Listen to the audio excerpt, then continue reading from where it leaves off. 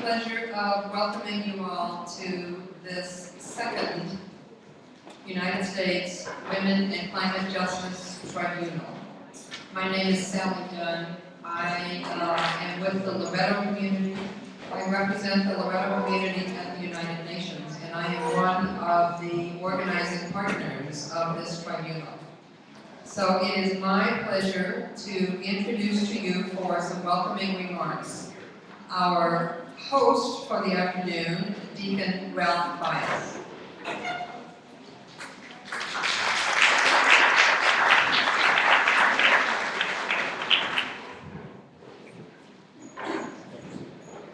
Good evening. My name is Ralph Bias. As was mentioned, I'm the only deacon here at Sacred Heart. But I thank all of you. Thank you very much for attending, for coming and bringing the tribunal to Loretto. Many, many years ago, when I, along with many other parishioners, had this idea about carrying out a convent for the nuns, we should sit in this very spot. We had this idea that we wanted to build a nice hall that would entertain tribunals such as today. So you are fulfilling our dream in many, many ways. And the lovely ladies who carry on much of the things that happen in America, let me personally thank you for carrying and some of the things that you do, the organizations that you foster, and thank you very much again for coming here. There is 2 meeting rooms in the front that you're allowed to use. We cleaned a carpet yesterday in preparation of having you come to a clean place. There is adequate bathroom space in the rear here. Darren, I don't know a lot about your organization, but from what I've read, what I understand, it's very vital. I hope that us as Americans, us as people who travel around the world in the military, and I think America probably, and a few other countries, are very more adept at some of the things that we do in the environment. There is a lot of companies that absolutely do not have any idea of what the things that they're doing to the environment. It's making it very difficult for generations after us when they come for water. My wife and I was just in Uganda, Africa, a couple of years ago. We put together there a dormitory for girls. It was just heartbreaking to see people get up in the morning, early in the morning, get up and walk a couple, 2 or 3 miles, or the closest water hole place where people will probably be washing their cars, or animals will be using it, or some place that was terribly, terribly unsanitary. And that was the water that they had to use. And that was just absolutely mind-boggling for me here in America. We take so much for granted. We take an awful lot for granted because the fact that we have environmental protection agencies and laws that protects us in many ways. But there are people in this world that lives on this earth with us that share the same stars, the same mood, and the same God that allows things to happen that I just cannot believe me. But enough said for me, but I do personally want to thank you and welcome you in every part of my body and every part of my being for everything that you do. I like what you care for the acronyms that the name of your group. Thank you very much for coming. Thank you.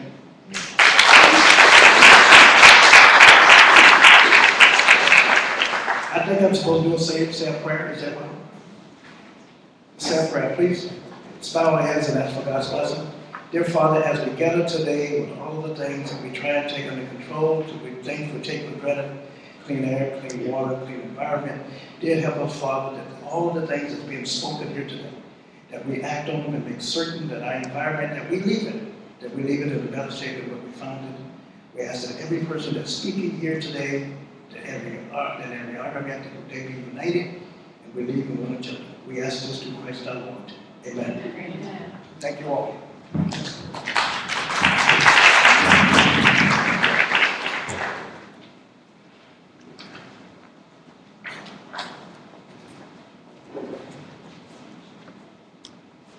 Hello. My name is Ellen Reynolds, and I'd like to welcome everyone. Hello. I'm one of the members of the board of directors with CARE, Citizens Concentrating the Environment. Mary Burnett, Carol Stark, Sandy Brzezinski, and myself would like to welcome our partners, Sally Dunn the United Nations representative for the Loretto community of the United Nations from New York. Loretto was organized 200 years ago in Kentucky, focusing on educating poor children in America. And Emily Tenhouse, Assistant United Nations Representative for the Loretto community. Jerry Lee Lucero, lead organizer for Pilsen, Environmental Rights and Reform Organization, PARO. They're a grassroots community organization focused on environmental impacts in the Chicago area. Rosa Lizardi, from Lizarda, Global Coordinator, Feminist Task Force, which was launched in March of 2005 when leaders of international women's rights groups gathered in New York City for the annual meetings of the International Women's Rights Groups, for the annual meetings of the United Nations Commission on the Status of Women. And Pam Richard, Coordinator for Legal Justice Collaborative, Chicago-based organization. Through interactive presentations, special events, and advocacy, Equijustice works to raise public awareness of the impact of lifestyle choices on the planet and its people. And then Pam will introduce the jurors and witnesses.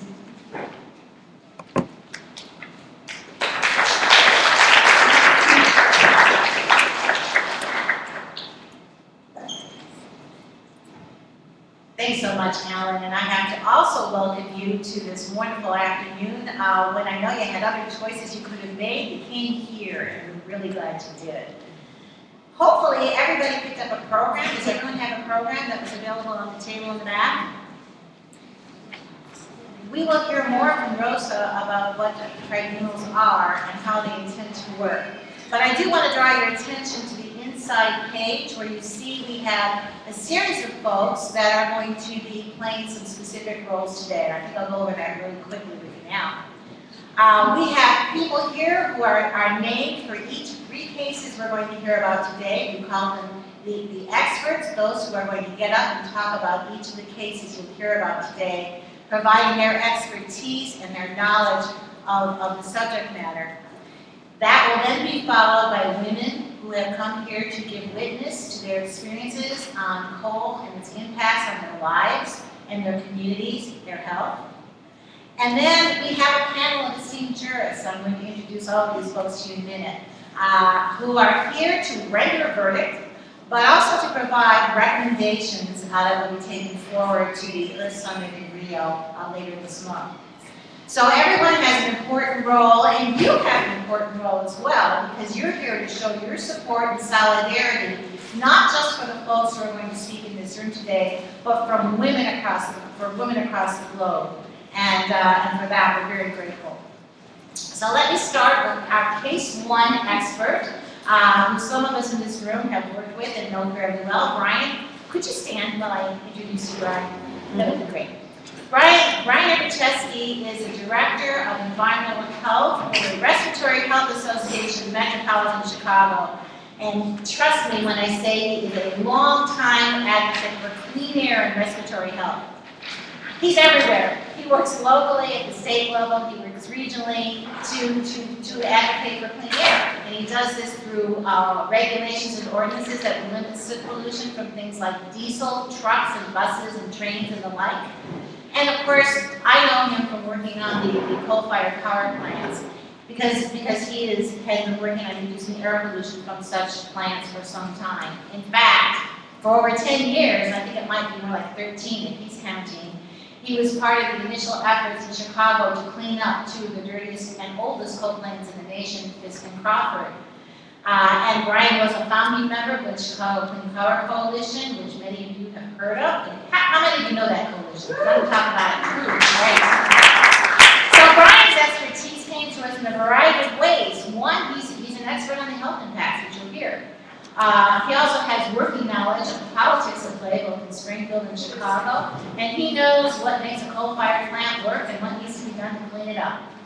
So through grassroots efforts led by Brian and others in the room here today, those plants will be closed by 2012. We will hear more about that in case 3. Thank you. Sandy, you're here somewhere. Sandy. Many of you know Sandy. I bet you. How many of you know Sandy? Right, Sandy's a longtime resident of the area, and I think has here for over 16 years. Long time. And if you live here in this area, you know CARE is everywhere. I live in Chicago, and I hear about CARE. CARE is everywhere. They're the watchdog. They do the research, the educating, the advocacy necessary to prevent the heavy polluters from coming into your community and dumping their pollution here and walking away. They've been successful in fighting corporate pollution. One of their first campaigns was to stop an incinerator from coming into the area. They address things like contamination from oil companies like Texaco and Chevron. And they've been, too, working to clean up coal plants in this region. And you'll hear more about that from an air pollution point of view and from a waste disposal point of view. So, Sandy, thank you very much. And welcome, Sandy. Welcome, Brian. Welcome, Sandy. The third case focuses in Chicago, and Jerry Lucero, lead organizer of Pilsen, who's walking over by the wall over there, is going to be the person who frames that case. Now, Parallel rather, stands for Pilsen Environmental Rights and Reform Organization. It's a grassroots community group that was formed in 2004 to fight the disproportionate amount of pollution in the Pilsen neighborhood. So we share that as we talk about Chicago and the Joliet, Lockport, and Lamont region. Carol believes all people have the right to live in a clean and healthy environment regardless of race or class. And their mission is to spread awareness about this concept of environmental justice and make Pilsen a healthier place to live, work, and raise kids. Jerry, too, played an integral role in the Chicago Clean Power Coalition, helping to get those plants closed. And Case 3 is going to talk more about that. So those are our expert witnesses, and they will frame each of the 3 cases. And then the judges will listen to the testimony and the witness, the experts will frame the cases, and they will ask questions, and they will make their recommendations. And we have 4 judges with us today. So the first one I'm going to introduce is Brian Purvis, right over here, who's a grassroots organizer with Prairie Rivers Network. Prairie Rivers Network is in Champaign, and it works to protect the rivers and the streams of Illinois by providing essential information and assistance to individuals and community groups.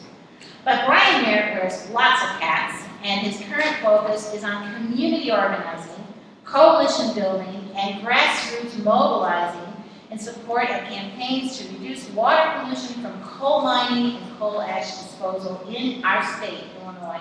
That means he's working directly with those who are affected. He works with coalfield residents, community groups, and partner organizations within the Illinois coal basin to promote a coordinated response to the coal pollution. And Brian and Prairie Rivers Network are founding members of a new statewide coalition called Heartland Coalfield Alliance, whose mission is to make a just transition from fossil fuels, particularly coal, to a clean, safe, and renewable energy alternative. Then we have Kelly Mitchell, over on my left here. Kelly's a coal campaigner and a grassroots organizer with Greenpeace. Is anybody here not heard of Greenpeace? Greenpeace is, okay, you haven't heard of Greenpeace. Well, let me tell you one thing about Greenpeace. There's 2 things I think that are important noting here today. One is they use peaceful, direct action and creative communication methods to win campaigns to protect the environment. And they don't take the cent from corporations to do it. Those are 2 things that I think you should walk away remembering. Kelly's expertise in organizing comes with a passion for environmental justice. She knows that communities of color bear disproportionately large impacts of burning coal and coal ash disposal, and she works to ensure that their voices are heard above all others in all the work that she does. And Kelly, like Brian and like Jerry, also worked on the Chicago Clean Power Ordinance and the coalition's efforts to close the power plants. That happened this past March. But it was Kelly and Greenpeace who helped us with the creative tactics that we used, one of which was to let a banner fly out into the city building, right? Like 3 stories up that nobody could reach, that talked about, the mayor's legacy for leaving us for dirty coal plants. Creative, effective, and it works. So Kelly's also been invaluable in providing expertise at all the junctures that we had with that campaign. And though she's based in Chicago, much of her time now is spent in the northwest part of our country, where she's working to stop the construction of coal export terminals that would otherwise provide quick pathways for coal markets from here in the Midwest, for example, to Asia. And we have Jackie Patterson, sitting next to Kelly on my left. And Jackie is the director of NAACP's Environmental and Climate Justice Program, and she came all the way from Washington, D.C. to be with us. Long way. Jackie is a former Peace Corps volunteer and has based her career advocating for things like women's rights, ending violence against women, and working for racial justice, economic justice, and environmental and climate justice. Prior to working with the NAACP, she served as Assistant Vice President of HIV/AIDS programs for the Interchurch Medical Assistance, Inc., providing management and technical assistance to medical facilities and programs in 23 countries in Africa and is a Caribbean. She serves on a number of organizations working for environmental and social justice, including Women of Color United, which she co-founded, and the board of directors for the Institute of Black World and the U.S. Climate Action Network. Jackie's organization recently released a report called Cold-Blooded, Putting Profits Before People. And this is a report that analyzes sulfur dioxide and nitrogen oxide emissions in conjunction with demographic data factors like race, income, and population density to rank the environmental justice performance of the nation's 431 coal-fired power plants. And not surprisingly, we got some of the worst offenders right here in this part of the country, right here in Illinois, right around Chicago, including the Biscuit Crawford plants in Chicago. So thank you very much for coming. And last but not least, there's Marta Benavides from El Salvador. We think traveling from Washington, D.C. was far, and it was, but Marta has come to us all the way from El Salvador.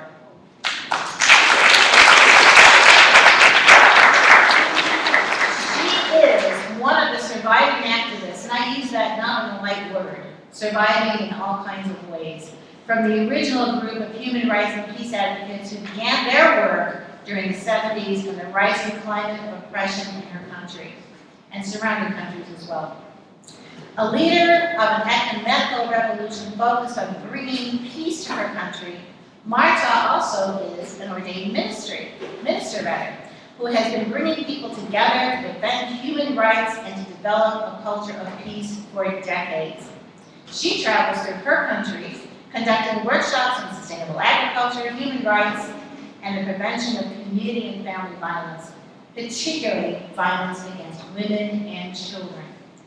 And her efforts have led her to have extensive collaboration with the UN, which is why she's here with us today. The World Council of Churches, secular and ecumenical networks, and other partners.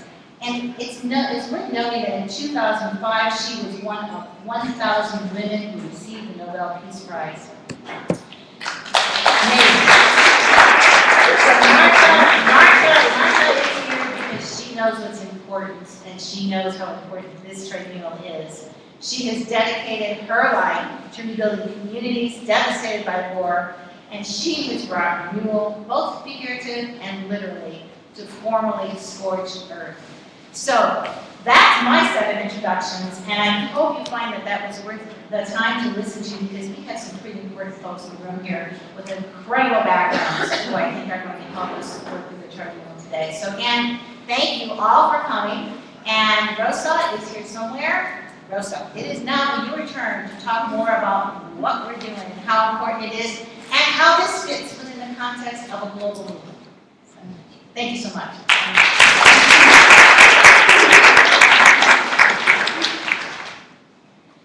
Thank you very much, Pam, and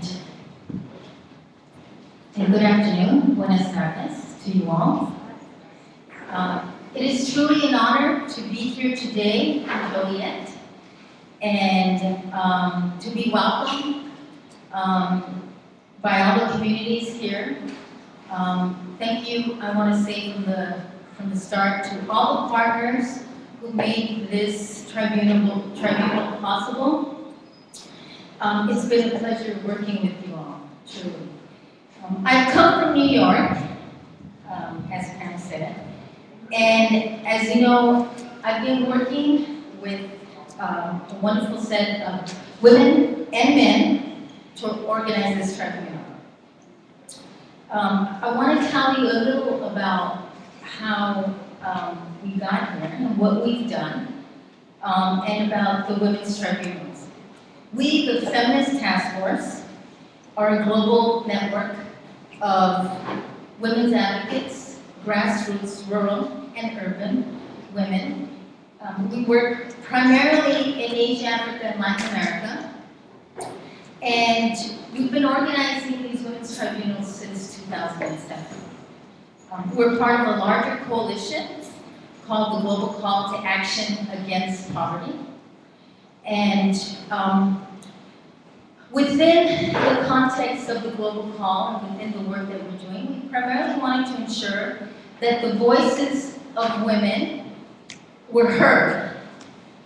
Primarily the grassroots and rural women who don't have such platforms many times. And we wanted to show that women were not only partners in the struggle against poverty, climate change, and inequality, but that they were visible and viable partners in finding solutions and in being part of the decision-making. We wanted the constituency of the Feminist Task Force to access the high platforms that were afforded at global meetings, at the UN, at the G8, at the G20, and other global institutions.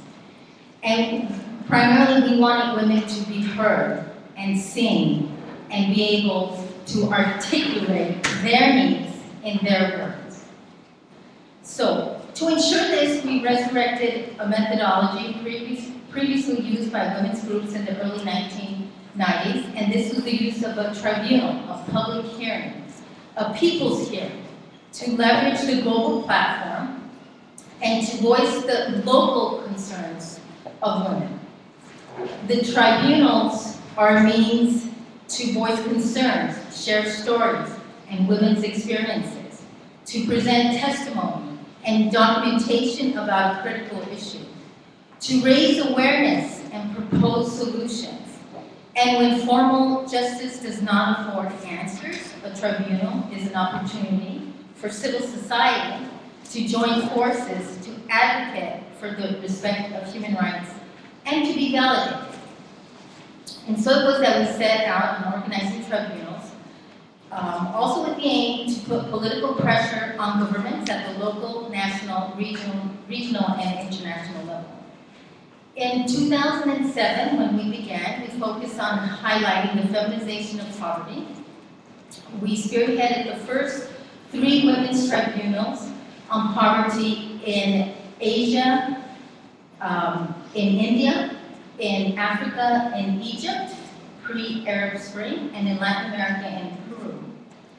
In September 2008, we showed that there was indeed poverty in the United States, and we held a tribunal in one of the richest cities in the world, in New York City. And we showed that poverty was hitting primarily women of color, minority women, in New York City. Under the shadow of the UN, and it was September 2008, and you recall what was happening then. Wall Street was crashing. The financial markets were crashing 40 blocks to the south, where we're holding this tribunal, exposing the truth about how poverty was hitting Black and Latino women, single heads of households, and minorities. And with the looming financial crisis, it was only going to get worse. In the lead-up to the climate change conference in Copenhagen in 2009, we turned to showcase the links between gender, poverty, and climate change. We organized the 7 countries, 3 continents, 1 call series, and held tribunals in Nepal, Pakistan, India, Nigeria, Botswana, Uganda, and Brazil. We teamed with some international organizations, and they in turn turned on to the idea of the public hearings and and poverty hearings and organize their own on the links between poverty and climate change. We put much hope in Copenhagen, taking our outcomes and conclusions to the climate change conference there, only to find climate chaos and exotic country negotiations come out of the climate talks.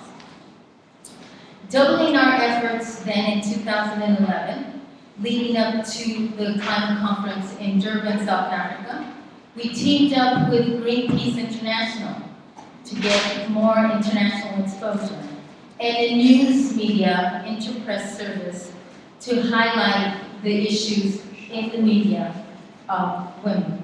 We launched our Strengthening Voices Search for Solutions series, and we have some brochures in the back featuring 15 women's tribunals in Asia, again, Asia, Africa, and Latin America. Today, we will take on the issues of air, water, land, energy. All the issues that we touched on in the different tribunals. And the reason for coming to the U.S. is our international partners told us, we need to do this work in the U.S. We need to do this work in the Valley of the Beast. We need to raise the issues in the U.S. So, together with our partners, we started planning to have tribunals here in the U.S. I want to highlight just a few issues that we touched on and conclusions that we found in some of these other countries. In Nigeria, we heard about oil exploitation and crimes against nature, and we'll be hearing about that today. We heard testimony on how flaring of gas has been practiced in the Niger Delta region for over 4 decades. I think we'll hear something similar today. Today, there are about 123 flaring sites in the region of the Niger Delta, making Nigeria one of the highest emitters of greenhouse gases in Africa. And as a result, in many of the communities, the drinking water is contaminated with high levels of hydrocarbons. I think we will hear some of that also today. Overall, in the tribunals, we found that climate change didn't discriminate. All were affected, but women, at 70% of the world's poor, are affected adversely by climate change and environmental degradation. We found that Africa was burning due to increased climate change, gas flaring, oil spills, neglect, and corruption. We found that in an international world, greed was global, and women, their livelihoods, and their communities were paying the price. We found a global casino of corporations and countries and self-appointed groups of 20 countries promoting the growth of their power and the cost at the cost for us of global pollution and contamination. And Mother Earth was being pillaged and treated as a commodity. But we also found women not only as victims, but also as a key component in the search for solutions. Women were emphasizing climate change as a women's issue with regard to food security, water, land, air, energy. Women provided a collection of authentic, specific testimony of grassroots and rural women bringing their voices to the fore. And that we found that there was strength in numbers. And despite migration, displacement, and climate change refugees, women were coming together. Today's tribunal is the second tribunal on gender and climate justice in the U.S. With our partners, we organized the first tribunal exactly 1 month ago today, May 10, in Charleston, West Virginia, in the Central Appalachia area. We have gone from where they dig the coal to here to where they refine it. Two bookends, in a sense. And next, we will go to the global UN meeting on sustainable development and the environment in Rio de Janeiro.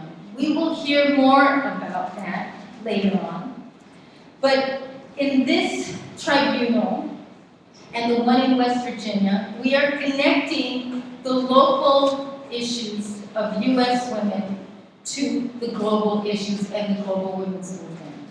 We are connecting strong women together to mobilize, to move mountains, to stop coal, to point a finger, but also to make a fist and speak truth to power.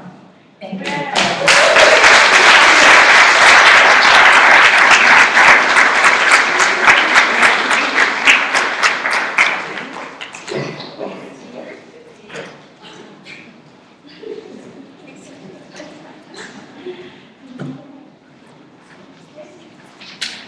Multitasking. Okay, let's begin. I would like to introduce our first case, and the first case is going to address the local impacts of coal and the coal plants right here in this area, in Joliet, Joliet and Romeoville. So to do that, we have Ellen from CARE and Brian from Respiratory Health who are going to help frame the case. So folks, you want to come on up here?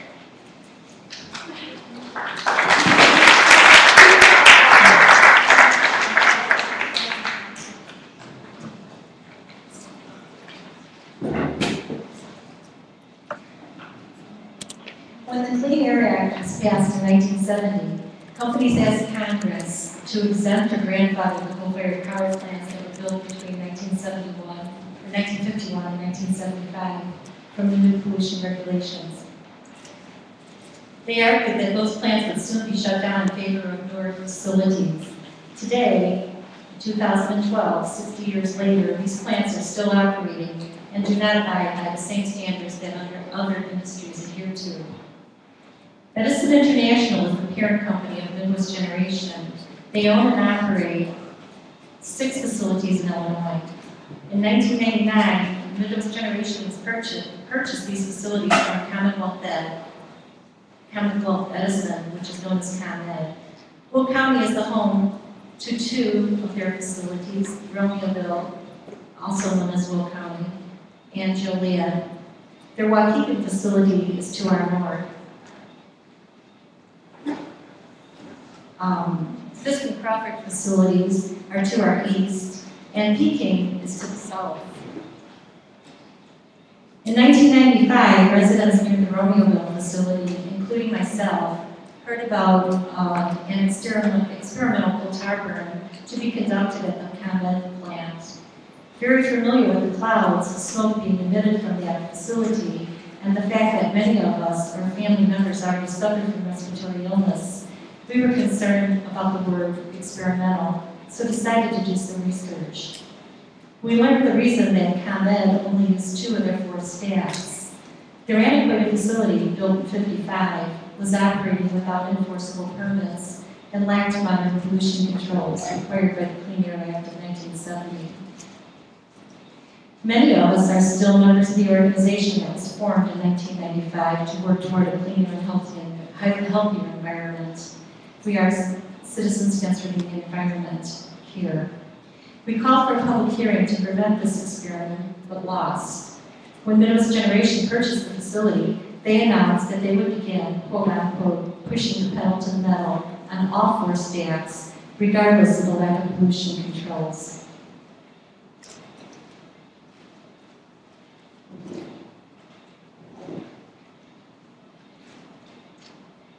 This is the Romeoville facility. Since that time, residents have been confronted with extreme noises and fear of explosions along with toxic air pollution from these plants that have minimal to no pollution controls. In 2002, we finally found an attorney to represent us on a pro bono basis. We learned that coal-fired power plants are allowed to accidentally release toxic pollutants for up to 8 minutes before it's considered an opacity violation. During the 18-month period, The two Will County facilities, Romeoville and Joliet, there were 2,609 including releases and 672 exceedances. All incidents released toxic pollutants.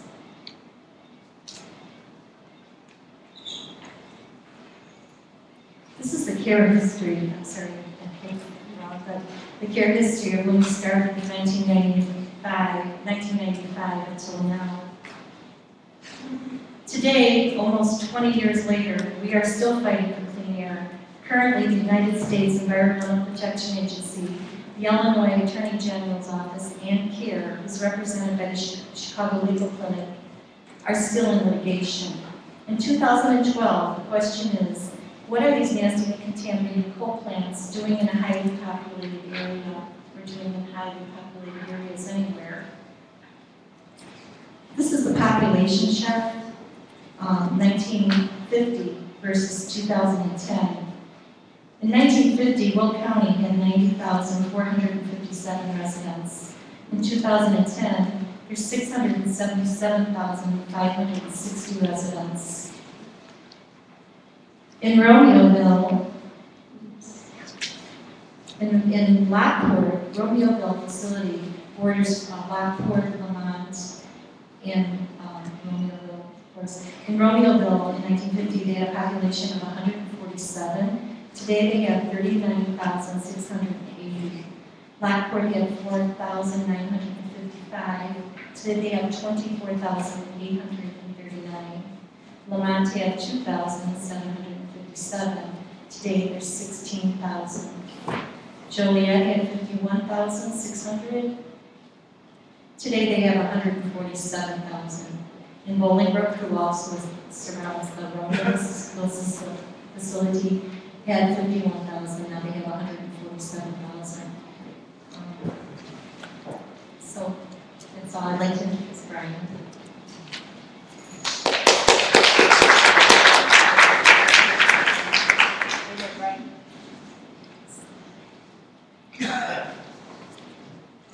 That's it. That's the Romeoville facility. That's our walking biking trail. That's the pole. That's the pole in Romeoville.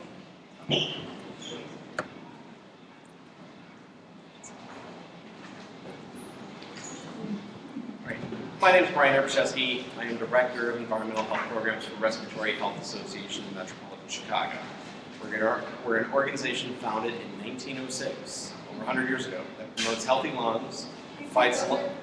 Sure.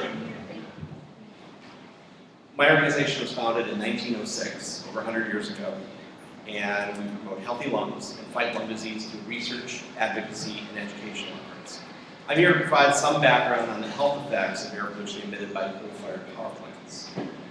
First, people should know that lung disease is still increasing.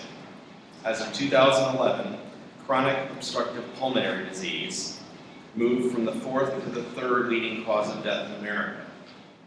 Cancer, including lung cancer, is still number 2. Incidentally, lung cancer has a 5-year survival rate of about 15%.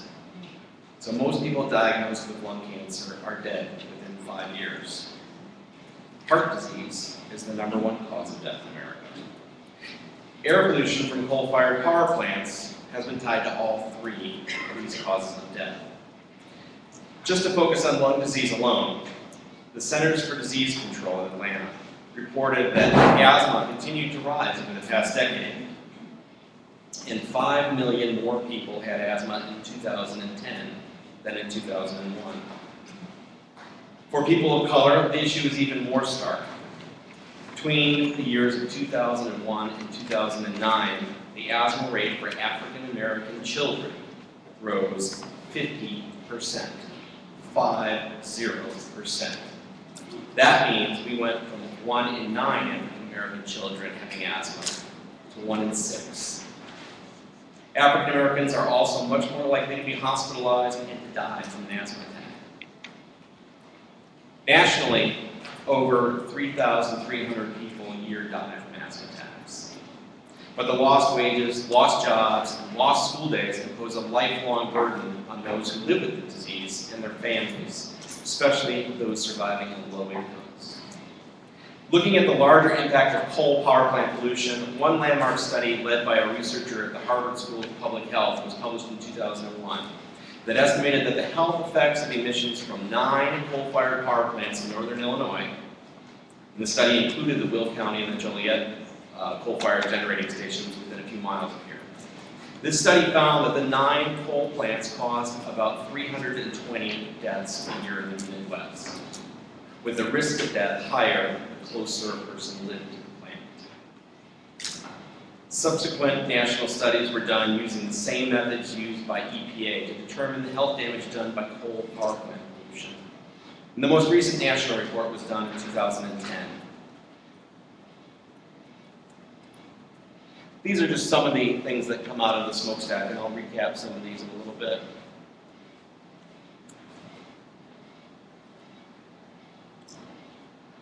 So nationally, each year, 500 coal plants are responsible for over 13,200 deaths, nearly 10,000 hospitalizations, over 20,000 heart attacks, well over 200,000 asthma attacks, 1.6 million workdays.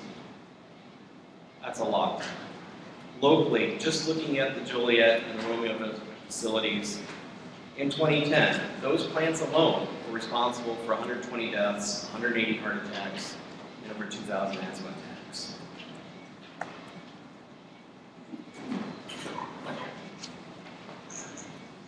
When you look at coal plants, a lot of things come out of them. You have nitrogen oxides that contribute to ozone formation and fine particle pollution.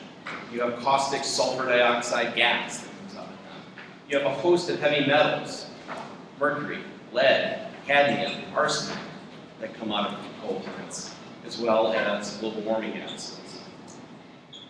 Now, any coal plant built in the last 30 years has a device called a scrubber to remove the caustic sulfur dioxide linked to these health problems. Neither local power plant has these devices, even though it could remove well north of 90% of this pollution. Selective catalytic reduction equipment would reduce acid, gases, smog, and soot-forming nitrogen oxides from these plants by about 90%. And though used on many large coal-fired power plants around the country, it is not used on the local plants. There's also ash and other particles that escape out the top of the smokestack, raining down on communities. The pollution controls that limit this pollution at the plants nearby is original to the plants and dates from the 1950s and early 1960s. It's not very good. At this point, none of these pollution problems is being solved.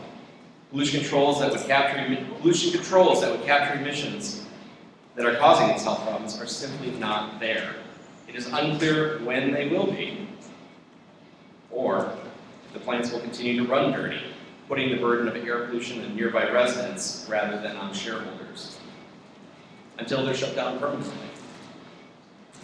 But beyond the conventional air pollution, which people breathe in, which can directly harm their bodies, causing sickness and death, we also have to consider the effect of greenhouse gas emissions coming out of these plants and the effect they have on lives and livelihoods.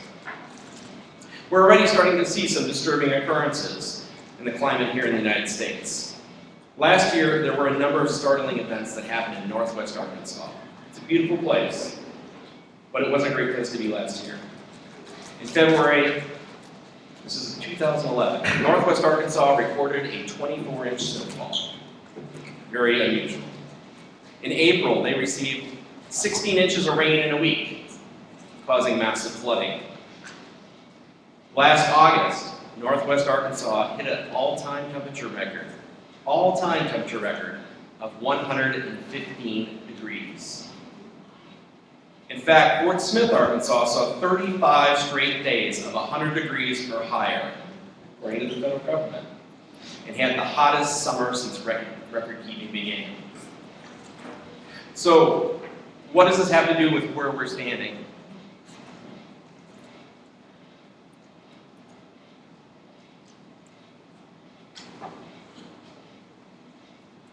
The connection is that the U.S. government says that our climate here in Chicago is going to be that later this century. That is what is coming here. We're on a path where we're going to see increased and violent, dangerous weather that puts our health and the health of our children and grandchildren at risk here in metropolitan Chicago and across the Midwest.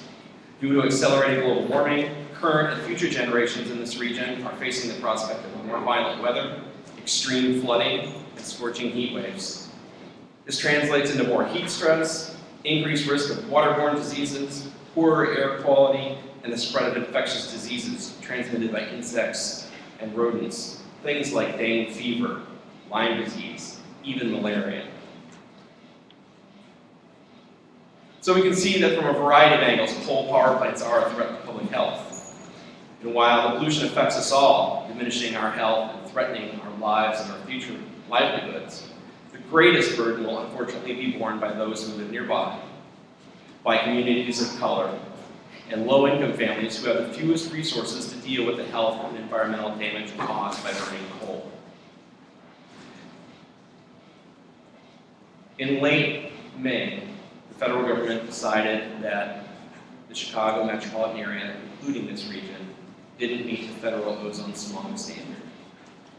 There's a forthcoming designation that will say that the area specifically around these plants, the Romeoville and the Joliet plants, doesn't meet the sulfur dioxide standard. We can expect that in the next several weeks or months. Those problems are being caused by these global. That's my introduction. I'd now like to introduce Artis Doolin, who's a resident and a CARE member.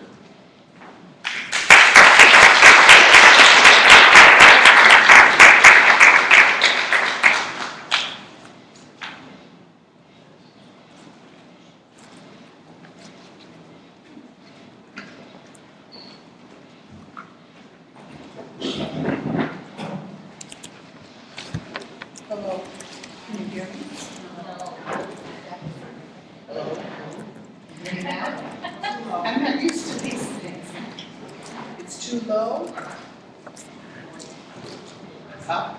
Now? Hello, my name is Artis Doolin. In the fall and winter, when the leaves are off the trees, I have an unobstructed view of my neighbor directly to the west, the Romeoville coal-fired power station.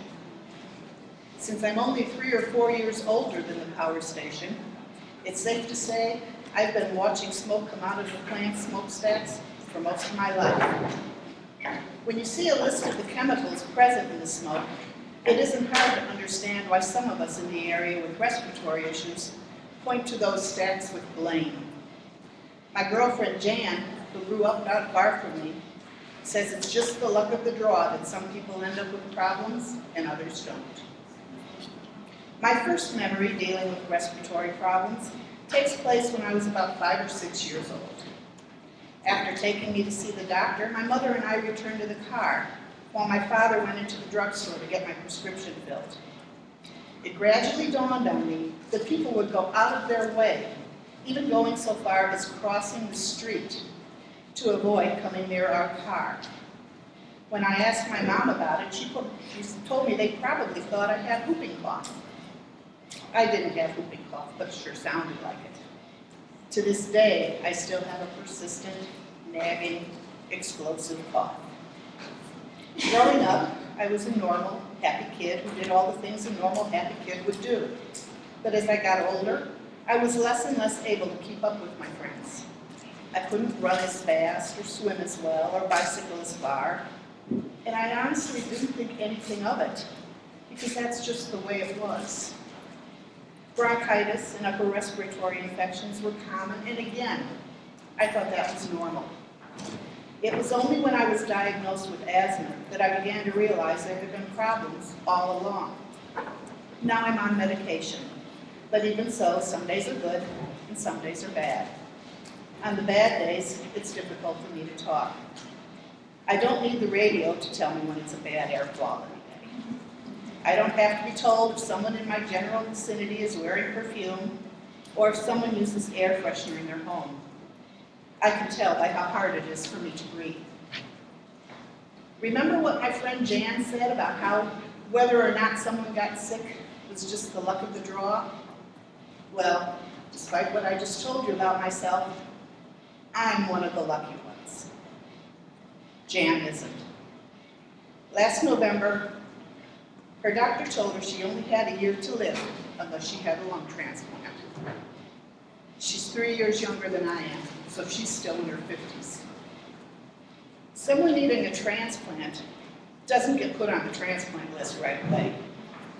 The transplant recipient has to undergo a series of tests to see if he or she is physically and mentally eligible for a transplant.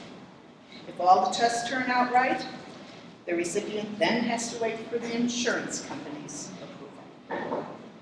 While she's been taking the tests and waiting for the insurance company's determination, Jan's health has deteriorated a lot. When she was first diagnosed with COPD, she was on oxygen only when she felt she needed it. Gradually, it progressed to the point where she needed oxygen all the time. Now she's gone from using one cannula to using 3 of them hooked together. She can't just get up and go to the bathroom whenever she wants. She has to think about it and get herself psyched up for it, because the trip to the bathroom will drain every bit of energy she has and leave her gasping for breath. Like me, she has good days and bad days. On her really bad days, it's difficult for her to do something as simple as rearranging papers. Her heart is impacted from the strain, and she sounds weaker every time I talk to her. The good news is, she just got the insurance company's go-ahead. Now all she has to do is make sure her name is on that list and then sit back and wait. The last 7 months have been a race against time, and she still hasn't won the race. Maybe now you can understand why I look at her and consider myself one of the lucky ones. My friends look at me and consider themselves lucky. It's all a matter of perspective. The Romeoville coal burning plant is an old plant. Back when it was built, I don't think anyone really knew what was coming out of those stacks. But things change. And for quite a while now, the people running that plant have known exactly what is being spewed into the air and inhaled into area lungs. Grandfathered or not, for purely ethical reasons, that plant should have had the upgrades to make it adhere to the Clean Air Act. From what I understand, the power the Romeoville plant generates isn't even consumed locally. We don't get the power. We just get the pollution. In this day and age, when the health hazards of coal-burning power plants are well known and documented, no one should have to look at the smoke spewing from the stacks and say, is that going to make me sick? Who knows? It's all the luck of the draw.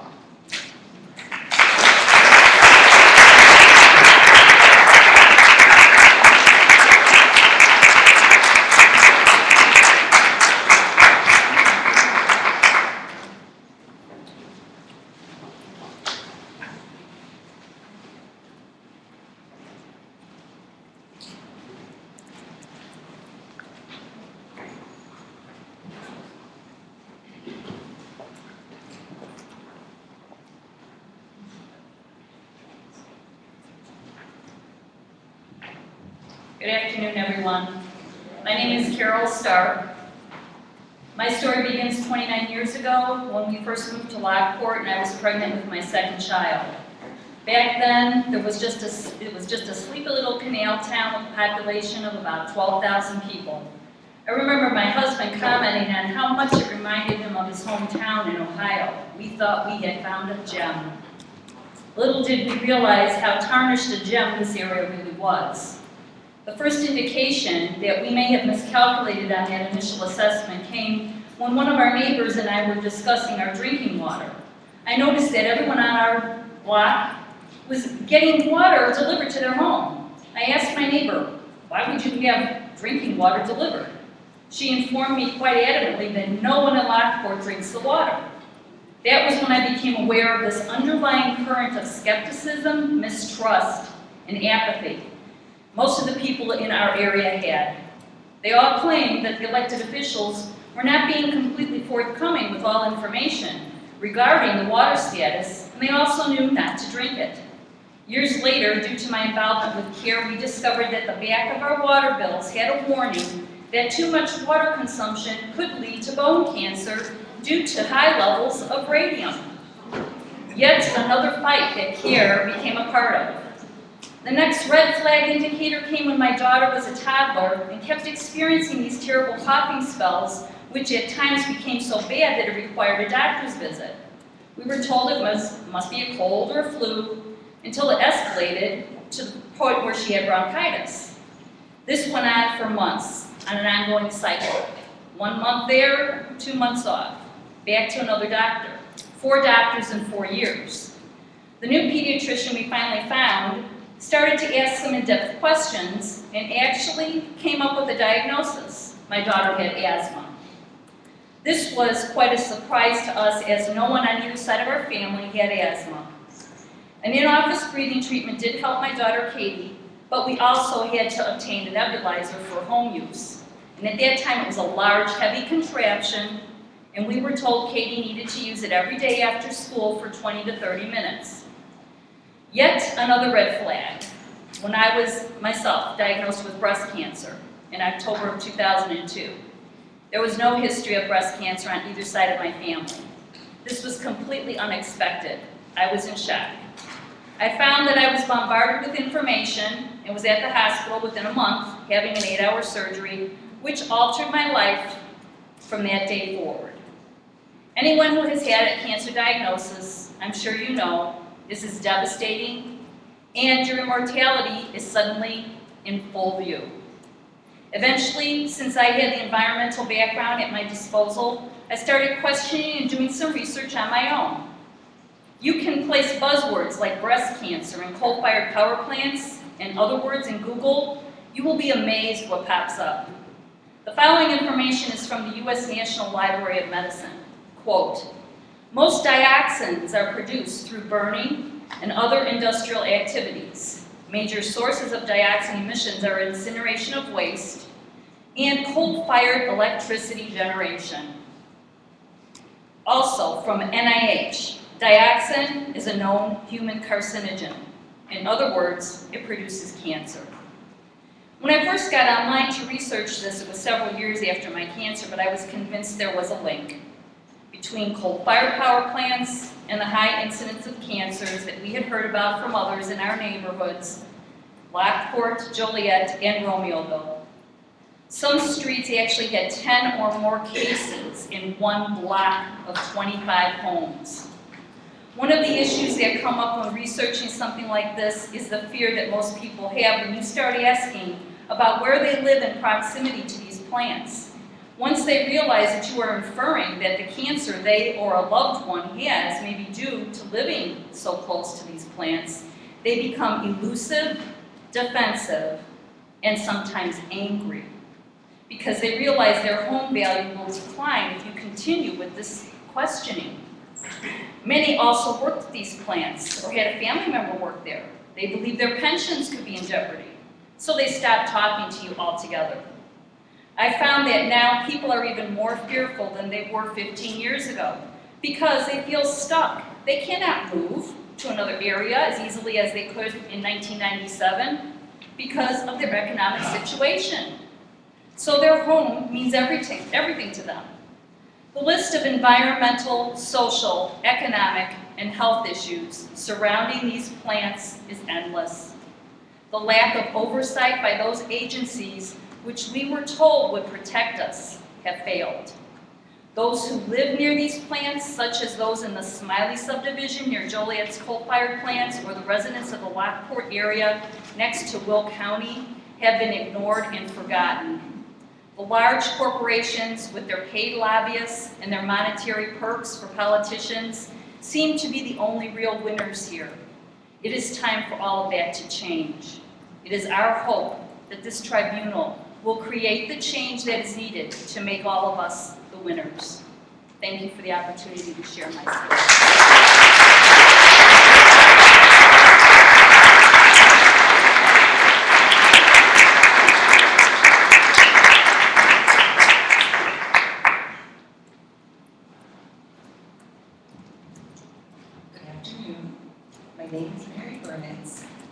And that's the view out of my kitchen window. Isn't it beautiful? I live in the shadow of the Romeo facility. I also am a member of CARE, so with our environmental background, there's a lot of different issues that need to be addressed. I believe it's a fact that clean air is a fundamental right. I feel that our rights are being compromised. In 1989, we were excited to find the perfect site to build our home and raise our children. From my kitchen window, we were aware of the coal-fired power plant with the 4 tall stacks, but didn't think much about it prior to purchasing our land. I had contacted the EPA, Environmental Protection Agency, and was told it would be closed within 10 years. In 1993, we had our 5th child, Marcia. When she was 8 weeks old, she was hospitalized due to an upper respiratory infection. This was followed by years of bronchitis, wheezing, repeated respiratory issues, from one doctor to another. I was told it was either environmental or food allergies that were the cause of her respiratory distress. She lived daily with medications, nebulizers, and an air purifier for the first 10 years of her life. Within time, I had noticed the white chairs on our deck were covered with a black substance, soot. Then I noticed some of the neighbors' rooftops and driveways were covered as well. The same black substance. My neighbors and I began to realize that not only was this covering our homes, but we were breathing it as well. After Midwest Generation purchased the coal plants, the black clouds of pollution not only increased, but we began living in fear of explosions from this facility. In 2000, we began contacting the EPA as we were frightened by the extremely loud noises and releases that were still coming out of the Romeo coal-fired power plant. We found that the equipment was too antiquated to handle the capacity that they're trying to put out. So the additional pressure blows their relief valves. When the valves are blown, the machinery is being pushed to the limit and beyond. This is an example of what my neighbors and I have to contend with. Just recently, while taking a bath, I flew out of the bathtub. When a deafening roar, it sounded like a jet was going to crash into my home. I immediately called Midwest Generation and was told that one of their units tripped. The multiple valves were releasing steam. Once again, the same lame answer. Relief valves and malfunctions. We are not being protected. If we are within the fallout of an area from untreated fugitive chemical releases during their malfunctions, we know it has been established that particulate matter coming from coal burning is dangerous to our health, and that fugitive releases are untreated and as they have escaped emission controls. The facility has minimal to no pollution controls. We don't believe them when they insist that it's just steam being released, as we've been in litigation with them for 10 years due to their thousands of illegal pollution releases. People here in and around this facility breathe the soot and are kept awake by the noise and are told not to eat the fish due to the polluted waters. During the summer, there's smoldering fires in the coal, and we worry about fires and explosions from this 24-hour, 7-day-a-week operation. Then in 2006, we heard ambulances. 5 Midwest Generation workers were injured, 3 critical. This is a dangerous operation, and we worry about our health and safety. 2 years ago, my husband Ron was forced to go on disability due to chronic respiratory illnesses. He also uses daily medications, Advar, Spiriva, and Flonase, for his COPD, chronic obstructive disease. Pulmonologist, ear, nose, and throat, lung function tests, CT scans, the list goes on and on. One ENT from Joliet told him the reason was the pollution.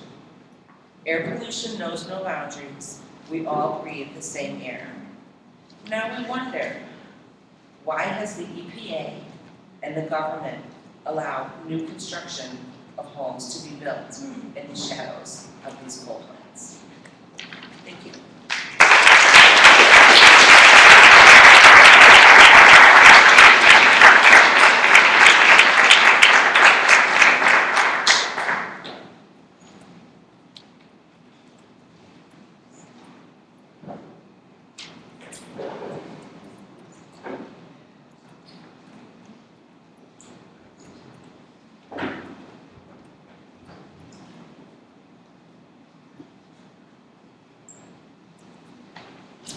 Good afternoon. I'm Maureen Peddington. I'm a resident of West Suburban Burr Ridge, a 20-year teaching veteran at Chicago Public Schools inner city. And since then, a grassroots activist, past director on the board of the Illinois Environmental Council, on which I served for 6 years, and as vice president for the last 2 years. I didn't know when my husband and I, in saving for our quote dream home in the suburbs, moving out of our little, probably 300 square foot bachelor pad, that my life would be forever changed in terms of the home that we selected and the community we selected. And certainly my life has taken a different path because of it. I discovered, just by happenstance, that a toxic waste incinerator was siting 3 miles from my home in Burr Ridge. It just didn't seem right. I went to our village elders and they said, well, it's in another community, there's nothing we can do about it. I just distinctly felt that anything that affects and has the potential of affecting your health, your property values, you should have a say in it. And so having given the village first chance, I started going out and educating the public. Interestingly, my village law, what I did is send a letter to every home and business in Burr Ridge. Had my husband, it doesn't hurt that your husband's an attorney, be careful when you put things in print so no one goes after you, but everything was footnoted. And the village hall did a big turnaround and said, you're right, we need to take up this fight. Now I'm telling you about this, not because it's a coal plant, but a toxic waste incinerator. What I didn't know 20 years ago upon moving to the western suburbs, that the western suburbs were to become the hotbed of energy schemes. And whether it's an incinerator, whether it's transport of napalm to use in Chicago, Indiana, because I worked with some neighbors to get rid of those trains coming through, whether it's coal plants, whether it's nuclear waste, which is a project I'm working on as we speak.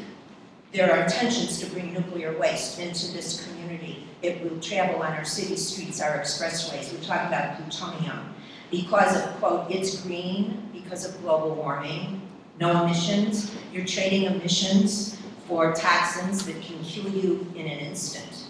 And Fukushima wasn't enough to make us stand up and pay attention to these energy issues and their potential impacts on us. I'm not sure what it'll take, except, God forbid, that it happens here and that we're faced with it. I will tell you, just as an aside, that Illinois has 23 nuclear reactors, more than any other, no, excuse me, that's the coal plants, I'm sorry, got confused. Illinois has more reactors than any other state, and we have 4 reactors that are the same make and model as the ones that blew in Japan. So we certainly have a vested interest in how we as citizens, how our elected officials that we put into the positions that they hold, deal with these ongoing problems. Because quite frankly, to take care of global warming by heightening nuclear reprocessing and building more reactors is hardly a very good swap.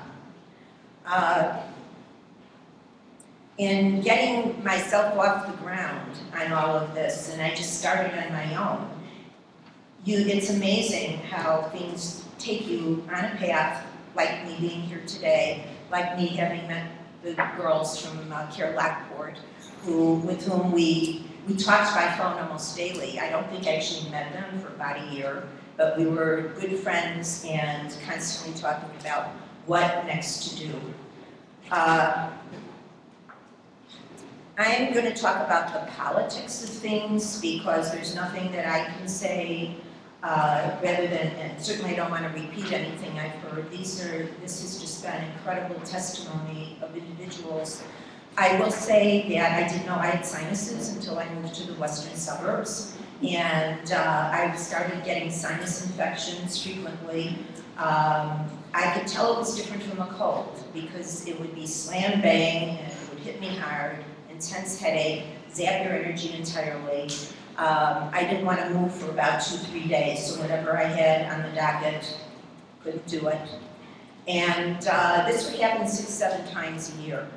In talking to one of my neighbors, she said, oh, well, we all get those. The problem is there's no one out there bringing these neighbors together, except for grassroots activists.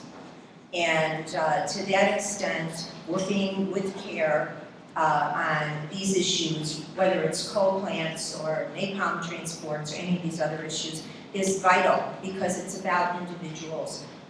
I do feel that a lot of the responsibility is ours. And quite frankly, when I talk to people and they don't know who their mayor is, they don't know, embarrassedly, I don't know who my state representative is, I don't know. And I tell them not to be embarrassed because most people do not. But just like in healthcare, we have to be self-motivated, and politics being what it is, it's really our only weapon in fighting this, aside from networks such as this and getting the word out. I am not anti-industry. I've never taken any money for the work that I've done over the past 20 years. I advocate for industry that acts responsibly, that replaces what it destroys in the course of doing business. We are willing to pay for electricity, but not with our lives. It's been said that the greatness of a nation is measured by how it treats its most vulnerable. In 1996, EPA Administrator Carol Browner emphasized the heightened impact on children and seniors of air quality. This nation's children are being destined in record numbers to lives of disease, dismay, despair, and that is deplorable. It is inconceivable that the very folks entrusted with the public's well-being are also subject to preserving the well-being of Midwest Generation and Ameren and Dynergy's bottom line. If the scientists and specialists and supposedly highly educated trained professionals, including politicians and lobbyists who have hitched their stars to the most egregious of polluters, where's the conscience? Surely these former heads of the Illinois EPA could not so quickly have forgotten how dangerous the waste their companies that they now work for generated. Here in Illinois, 2 former heads of the Illinois EPA, Mary Gady, upon her leaving her post, became legal counsel for Midwest Generation. And she knew all of the ins and outs of everything. Suddenly she's working for the other side, and I'll just tell you on a personal note, I was at that time serving on the board of the Illinois Environmental Council. I got on the train in Hinsdale because our lobbyist in Springfield for the council had put together a meeting of the head of Midwest Gen and a few of the people from our board, and I was one of them. And I got on the train. I knew that Midwest Gen paid $4.8 billion to buy these plants, and I thought, I was a little intimidated by it. What can I say to someone who was able to write a check for nearly $5 billion? So I did what I do in these situations, and by the way, she asked if we could meet with her at her suite in the Four Seasons, the head of Midwest Gen, because her offices weren't quite ready yet. What bothered me is that it was a woman who headed Midwest Gen. Somehow I felt that women were supposed to be the caregivers, the nurturers. It was particularly, maybe sexist on my part, but egregious that it be a woman. And so I met with Georgia Nelson in her suite, and the first thing I did is said, I took my bravado pill, which I do before I talk to these people, and I then become this bravado. And I said, I have one question for you. In welcoming you to Illinois, because our board represents Sierra Club and Lung Association and the PERS and all of these huge organizations, many, many thousands of people. Please answer this question so that we know whether to put out the welcome mat or pull out the rug from under you. I said, do you plan on putting pollution controls into your coal plants? And she said, no, Mo, we do not. And at that point, I pulled out the picture of Kyle Damitz, who had, during that time was the poster child for asthma nationwide, a Chicago kid. And I said, perhaps you need to put a face onto your numbers, because the numbers that are dying, maybe his face will resonate with you. It was an amicable meeting of people very far apart, and what I ended up doing is going to city councils and village boards. I started with my own and then just started to market what I called resolutions of opposition to old coal plants. These resolutions seek to end the grandfathering of these old plants, which are the most egregious of the emitters. And Burbage has been a staunch environmental advocate ever since that awakening. They gave me my first resolution, and then I just went town to town to town and educated our elected officials, not in an intimidating way, but the fact is, I think most of them appreciated knowing that there was a choice they could make. I call this thinking globally, but acting globally, because trickle down does not work. Trickle up is the only way to go. I'm convinced of it. It's worked in the past.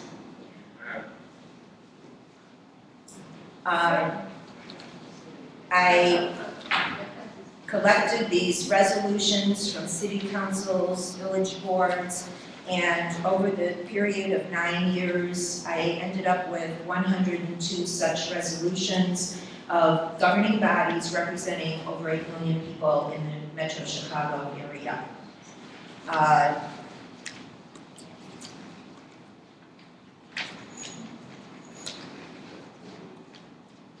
There is a public perception that we're being taken care of by an EPA, whether it's at the state level or the federal level. I can assure you that they are not doing their jobs. These are appointed jobs, and while on the surface they appear to be protecting us, they do not. So what do we have to do? We have to become advocates. And when there are meetings, when there are things being handed out, share them with your coworkers, your friends, your colleagues.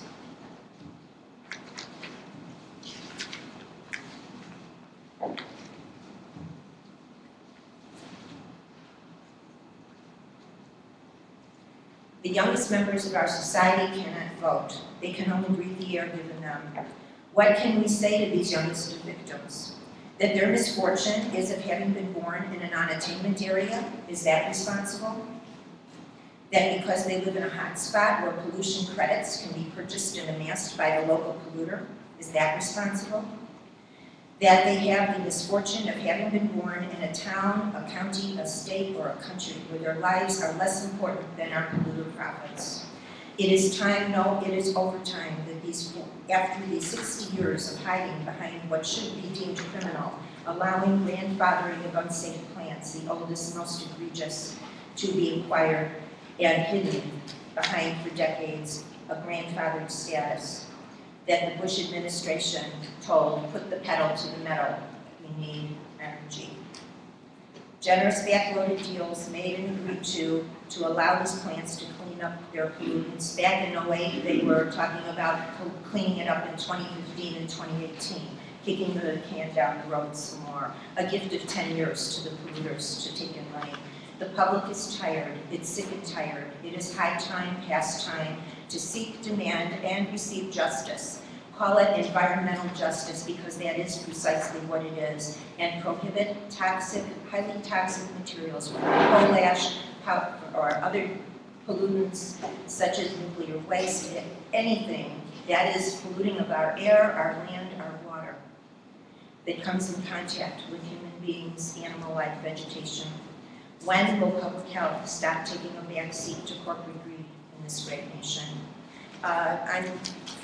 In the interest of time, I don't know, it takes me 2 minutes to do this list. If you're behind, I will not. I think we're behind. Maybe Okay. that's something we could do.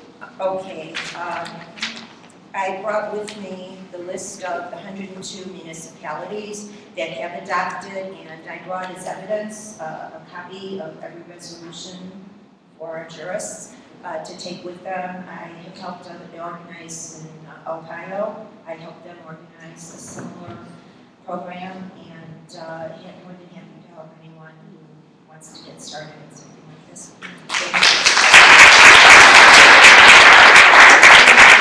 Thank you.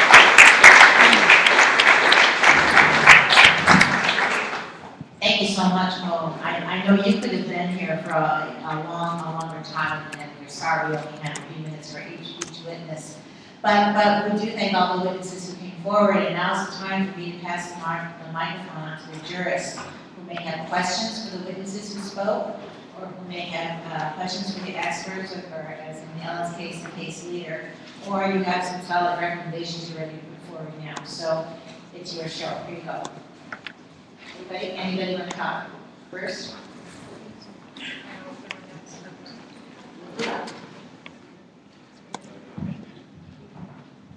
Buenas tardes. Buenas tardes. My name is Marta and I come from El Salvador in Central America. And I think that it's great that you're here, and I think that's great that I'm here with you. I'm very, very tired to tell you the truth. I've been going to bed very late and getting up early because we have a lot of the same problems that you have shared here.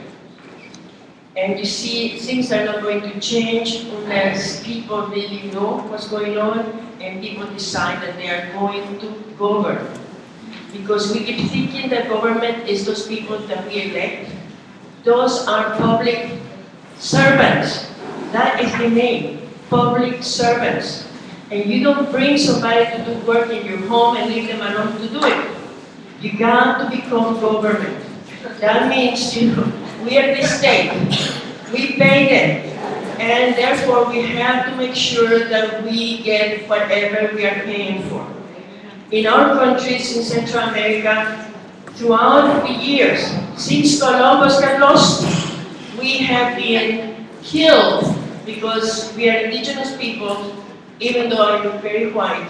That is our roots. We are indigenous people. Everybody is indigenous to some place.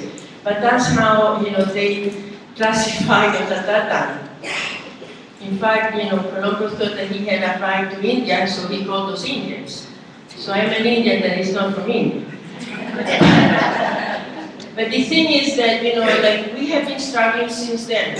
Because everything from that time, it was about gold and silver. And that is a symbol of our extraction of everything. So now, air, water, everything is to be extracted, polluted, used, for the purpose of making money. And so I'm glad that you're here, but I'm here to tell you that you got to get it together. And we are waiting for you. People from all over the world are waiting to see what you're doing and what you're going to do. Because in 1992, it was the first summit, the Earth Summit.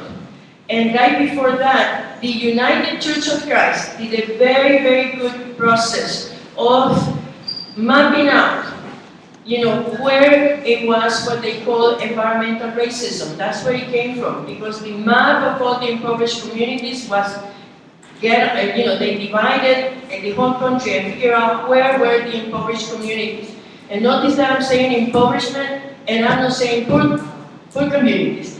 But at that time, when they made the map of where everything was being dumped, the kinds of things that you've been talking about, factories or waste or anything like that, it was on the impoverished communities. That was mostly impoverished white people, indigenous communities, Black and Latinos, mostly. And urban areas where very working class people were. So we've been waiting for you, and that's why I came to be with you. And I'm glad that all of you are here and that you have people, all ages, almost, because you got to bring the young people. The young people are very key, and the universities. In our countries, the universities are called nests of survival, it's a nest of subversion, they call us. And they kill a lot of the people that work at the universities, even if they are cleaning people or the university students, because they have to think. And I think it's true. If it's a place of learning, it has to be subversive. It means this version that comes from under, the people. And I hope that you really do your work. I have really learned a lot here, and this politics, you got to do it. And just one more thing. I think that, in this process that the United Nations has for sustainable communities and sustainable so-called development, there are communities that have gotten together all over the world, and they are doing things such as what you're doing. But the problem is that people in the US don't join us. So I am encouraging you to go and knock on the doors of the universities and get them working for you, especially the state universities. Tell them what you need. Tell them that they exist for the purpose of accompaniment to you, so that they will develop professionals that will be working with all these issues. But you have to hold them accountable. And you know who else you have to hold accountable besides the municipalities? The churches. Because they say they exist for the purpose of So I hope that you go to the United Church of Christ. They have a lot of work and material that they have. Go and get it. And get them to work with you. Also the disciples. You know, they have a lot of work. And the Lutherans, they are very close here. And they exist for that purpose. So also the nuns are doing great work. So work with them. Join them. And I hope that the next time I come and see you, you tell me what you're doing in the networks worldwide, and that the young people are here also, especially young women. And I hope to see that. I'm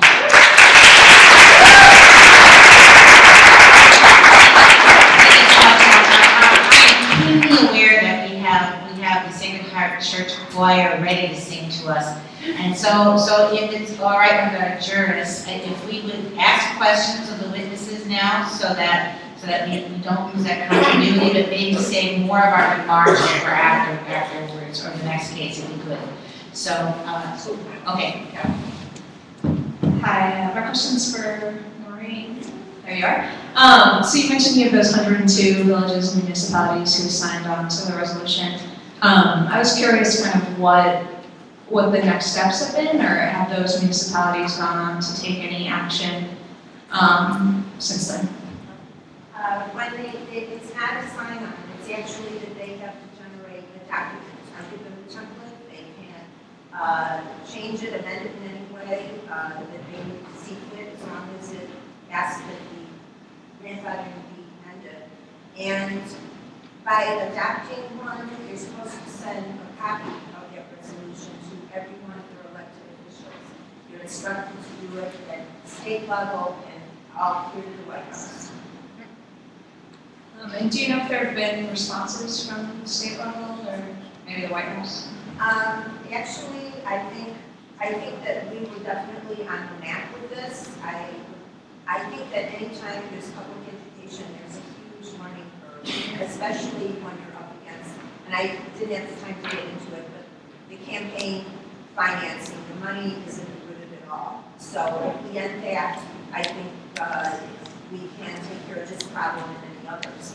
But mayors change. Sometimes I go and revisit a new mayor. I've had municipalities reissue a resolution as years went on. But to get it up to the county level, I will say, you see that Joliet is absent from the list. They would not give me a resolution. I tried. But, you know, when they're faced with this, I did bring 30-some copies of the resolution list of who generated them in our table, if anyone wants to take them. And my card is there if you want information. Thank you. Thanks, Steph. I'm going to share those stories. It's pretty powerful stuff. Yes, hi. I just had a quick question based on a comment that was made by Mary, but anyone can answer. I recently had a meeting with the National Academies of Sciences, and they were talking, it was a person who was specializing in the fisheries department, and he was talking about this whole issue around the fish consumption and issues around that. And I know we talked about this study that was done by the Harvard School of Public Health, but I was wondering if there had been any community-based participatory studies around fish consumption, about the levels of people who do subsistence fishing and so forth in their communities here. I don't really have an answer for that. I do know that when each pregnancy that I've had, my doctors have been very strong as to limit my consumption of fish. And my husband is a hunter and a gatherer fisherman, so, you know, he at first was like, what do you mean you can't eat the fish? Because I can't, they told me I can't. So I don't really know if there's any other correlation or studies done, but it's just. Yeah, because I I mean, just recently I was in Michigan and visiting River Rouge plant, and there's an area, this place where this River Rouge coal-fired power plant is, there's all these other different toxic facilities that are around it, and the water there is kind of this greenish brown water, and we saw a person there just fishing out of the water, and we talked to him, and he said, well, I have to put food on the table, so it was, even the advisories didn't really matter to him. It was a matter of starving versus eating, you know, it was kind of an unknown, this whole fish advisory issue, versus he knew they were starving. They had to put on the table, so it was interesting. Just to add to that too, since this is a women's tribunal, I mean, if you look at the state of Illinois declaring that women shouldn't eat fish, they should limit their consumption of sport fish caught in Illinois, the warning actually says children and women of childbearing age. And so that is essentially women from birth up until menopause. So this would be 50, 60 years of a woman's life. You're not supposed to eat fish caught here in Illinois.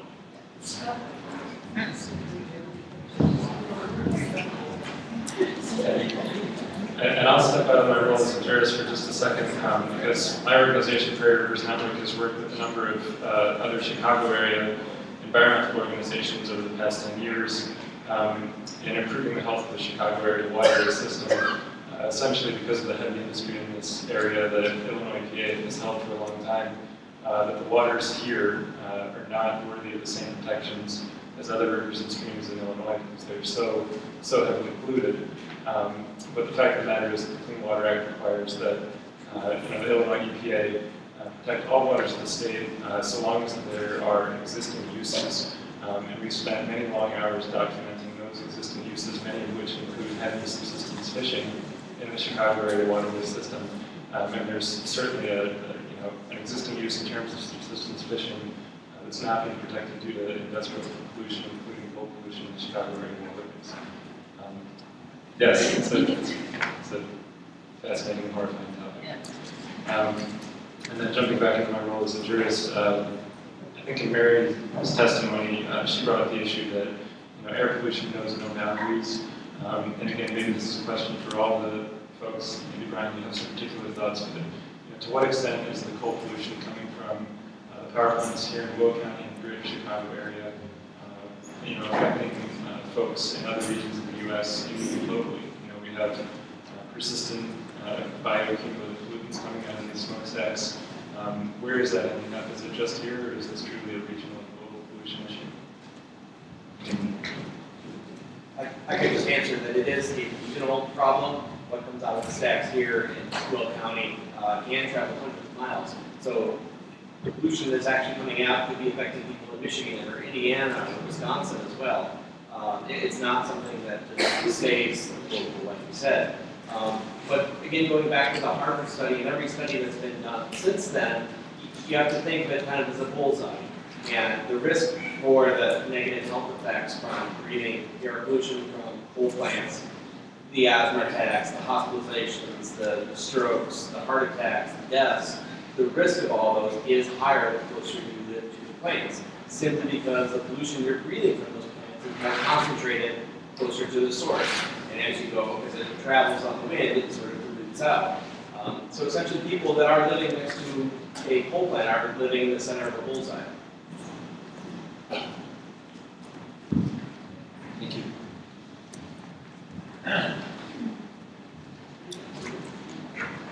Okay, thank you so much, Juris. And I know you'll have more to say as we go through the remaining few cases that we have here this afternoon. But if I could call on the director of the choir, David Jones.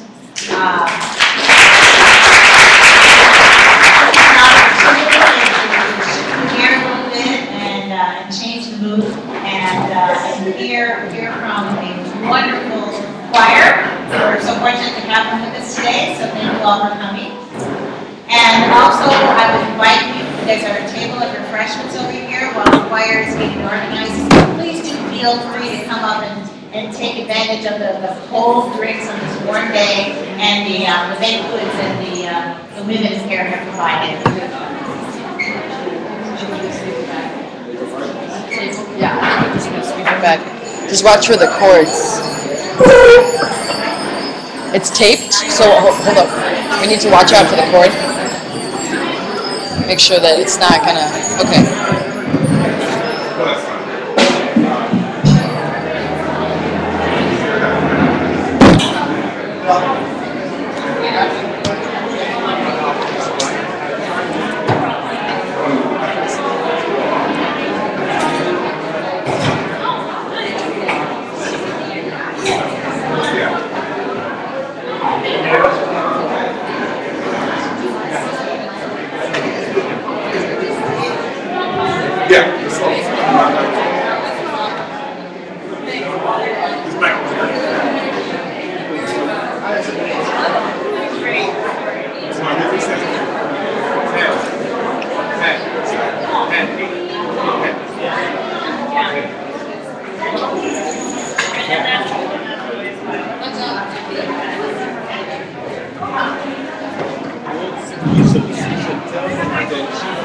There's a little green card that you would have picked up when you came in. On that green card, I thought it was very important that you have in your hand the lyrics that we're singing about, because it really speaks to everything that has been said so far. And the first song that we're going to sing, we actually want you to join in with us on the refrain. The verse is going to be done by the soloist, but on the refrain, we actually join in with us, and that is that the part that goes, "Let justice roll like a river." That's your part. So be sure to come in and sing with us on that part. Don't be afraid to tell people the light.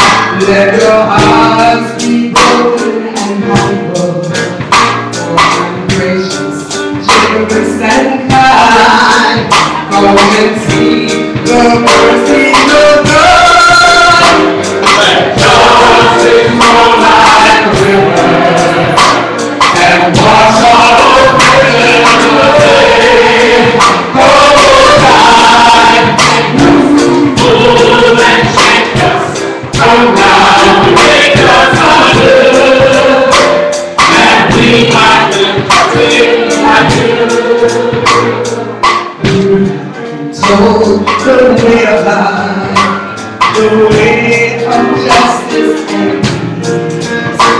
To act just to love gently, to walk only with God.